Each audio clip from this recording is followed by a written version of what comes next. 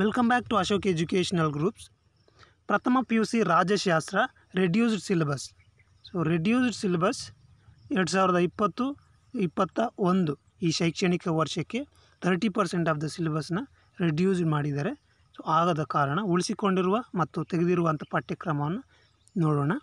ಮೊದಲಿಗೆ ಉಳಿಸಿಕೊಂಡಿರುವಂಥ ಪಠ್ಯಕ್ರಮ ಮೊದಲನೇ ಅಧ್ಯಾಯ ರಾಜ್ಯಶಾಸ್ತ್ರ ಒಂದು ಅಧ್ಯಯನ. ಇದರಲ್ಲಿ 2 ಪಾಯಿಂಟ್ಸ್ ಇದೆ. ಅರ್ಥ, ಸ್ವರೂಪ ಮತ್ತು ವ್ಯಾಪ್ತಿ. ಎರಡನೆಯದು ಸಮಕಾಲೀನ ಪ್ರಪಂಚದಲ್ಲಿ ರಾಜ್ಯಶಾಸ್ತ್ರ ಅಧ್ಯಯನ ಪ್ರಾಮುಖ್ಯತೆ. ಎರಡನೇ ಅಧ್ಯಾಯ ರಾಜ್ಯ. ಈ ರಾಜ್ಯದಲ್ಲಿ 2 ಪಾಯಿಂಟ್ಸ್ ಇದೆ. ಒಂದು ಅರ್ಥ, ವಾಕ್ಯ ಮತ್ತು ರಾಜ್ಯದ ಮೂಲಾಂಶಗಳು. ಎರಡನೆಯದು ಅರ್ಥ ಮತ್ತು ವ್ಯಾಖ್ಯೆಗಳರಲ್ಲಿ ರಾಜ್ಯ ಮತ್ತು ಸಮಾಜ, ರಾಜ್ಯ ಮತ್ತು ಸಂಘಟನೆಗಳು, ರಾಜ್ಯ ಮತ್ತು ರಾಷ್ಟ್ರ. ಮೂರನೇ ಅಧ್ಯಾಯ ಮೂಲಭೂತ ರಾಜಕೀಯ ಪರಿಕಲ್ಪನೆಗಳು. 6 ಪಾಯಿಂಟ್ಸ್ ಇದೆ. ಪೀಠಿಕೆ, ಪರಮಾಧಿಕಾರ, ಕಾನೂನು, ಸ್ವಾತಂತ್ರ್ಯ, ಸಮಾನತೆ, ಹಕ್ಕುಗಳು ಮೂರನೇ ಅಧ್ಯಾಯದಲ್ಲಿ. ಆ್ಯಂಡ್ 4ನೇ ಅಧ್ಯಾಯ ಸಂವಿಧಾನ ಮತ್ತು ಸರ್ಕಾರ. 5 ಪಾಯಿಂಟ್ಸ್ ಇದೆ. ಸಂವಿಧಾನಾತ್ಮಕ ಸರ್ಕಾರ ಅರ್ಥಗಳು, ಅರ್ಥಲಕ್ಷಣಗಳು. ಮೂರನೇ ಸಂವಿಧಾನದ ವಿಧಗಳು. 2 ಪಾಯಿಂಟ್ಸ್ ಇದರಲ್ಲಿ ಲಿಖಿತ ಮತ್ತು ಅಲಿಖಿತ ಸಂವಿಧಾನ, ಅನಮ್ಯ ಮತ್ತು ನಮ್ಯ ಸಂವಿಧಾನ. 4ನೇದು ಆದರ್ಶ ಸಂವಿಧಾನದ ಅಗತ್ಯಾಂಶಗಳು.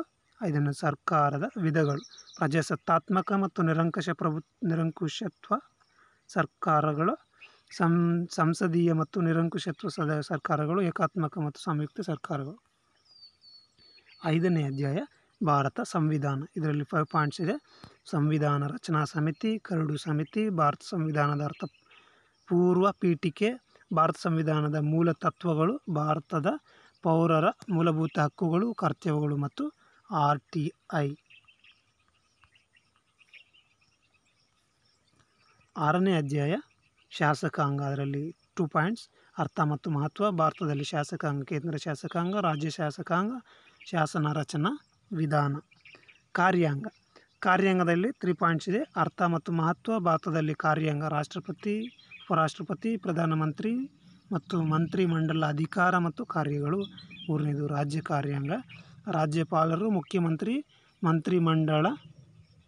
ಮಂಡಲಾಧಿಕಾರಿ ಮತ್ತು ಕಾರ್ಯಗಳು.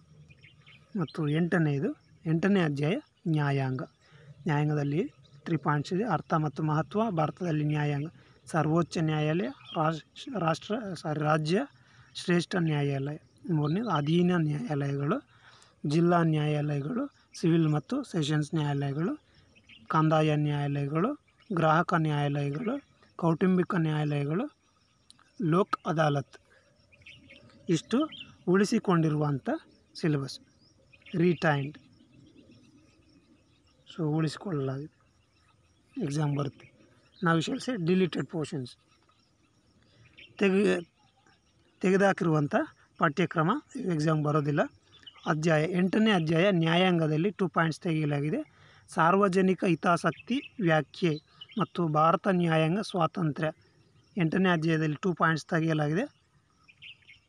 ಆ್ಯಂಡ್ 9ನೇ ಅಧ್ಯಾಯ ಪ್ರಜಾಸತ್ತಾತ್ಮಕ ವಿಕೇಂದ್ರೀಕರಣ, ಪೀಠಿಕೆ, ಅರ್ಥ, ಮಹತ್ವ.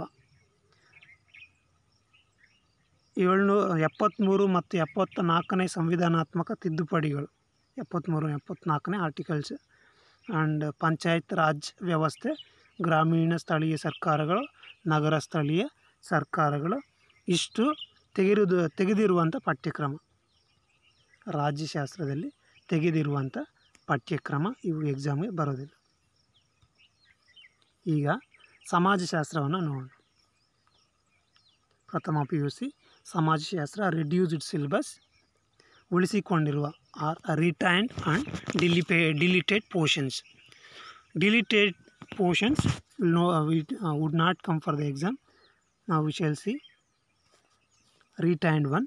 Retained portions are lesson ಸಮಾಜಶಾಸ್ತ್ರ ಸ್ವರೂಪ, and the second ಮೂಲಭೂತ ಪರಿಕಲ್ಪನೆಗಳು, third one ಸಾಮಾಜಿಕ ಪ್ರಕ್ರಿಯೆಗಳು, the fourth one ಸಂಸ್ಕೃತಿ ಮತ್ತು ಸಾಮಾಜೀಕರಣ, fifth one ಸಾಮಾಜಿಕ ಸಂಸ್ಥೆಗಳು, sixth one ಸಾಮಾಜಿಕ ಪರಿವರ್ತನೆ. 3 ಪಾಯಿಂಟ್ಸ್ ಇದೆ. ಸಾಮಾಜಿಕ ಪರಿವರ್ತನೆ ಅರ್ಥವಾಕ್ಯ ಮತ್ತು ಲಕ್ಷಣಗಳು, ಸಾಮಾಜಿಕ ಪರಿವರ್ತನೆಯ ಅಂಶಗಳು. ಇಷ್ಟು ರಿಟೈನ್ಡ್ ಉಳಿಸಿಕೊಂಡಿರುವಂಥ ಸಿಲೆಬಸ್. ಇಷ್ಟು ಎಕ್ಸಾಮ್ ಬರುತ್ತೆ. ಆ್ಯಂಡ್ ತೆಗೆದಿರುವಂಥದ್ದು ಸಮಾಜಶಾಸ್ತ್ರದಲ್ಲಿ ತೆಗೆದಿರುವಂಥ ಪಠ್ಯಕ್ರಮ ಸಾಮಾಜಿಕ ಪರಿವರ್ತನೆ 6ನೇ ಲೆಸನ್ನಲ್ಲಿ 3 ಪಾಯಿಂಟ್ಸ್ ತೆಗೆಯಲಾಗಿದೆ. ಸಾಮಾಜಿಕ ಪರಿವರ್ತನೆಯ ವಿಧಗಳು, ಸಾಮಾಜಿಕ ಪರಿವರ್ತನೆಯ ಪ್ರತಿರೋಧಕ ಅಂಶಗಳು, ಸಾಮಾಜಿಕ ಪರಿವರ್ತನೆಯ ಪರಿಣಾಮಗಳು. ಸೊ ಇಷ್ಟು ತೆಗೆಯಲಾಗಿದೆ. And 7th lesson 8th lesson complete entire lessons are removed. ಸಾಮಾಜಿಕ ಸಂಶೋಧನೆ, ಪರಿಸರ ಮತ್ತು ಸಮಾಜ. ಸೊ ಇಷ್ಟು ಡಿಲೀಟೆಡ್ ಪೋರ್ಷನ್ಸ್.